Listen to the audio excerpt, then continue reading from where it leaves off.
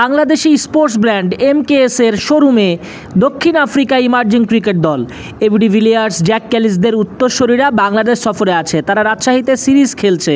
এই ব্যস্ততার মধ্যেই তারা ইমরুল কায়েস, শাহিন, মিরাজদের এমকেএস স্পোর্টসের ব্যাট কারখানায় হাজির। অনেকের ব্যাট পছন্দ হয়েছে, তারা কিনতেও আগ্রহী।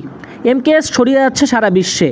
বাংলাদেশের অনেক ক্রিকেটার এমকেএস ব্যাট দিয়ে মাঠের ক্রিকেটে পারফর্ম করেছে। মিরাজ, রিশাদরা এমকেএস ব্যাট দিয়ে বাংলাদেশকে জেতাচ্ছে, বড় বড় 4 ছক্কা হাঁকাচ্ছে।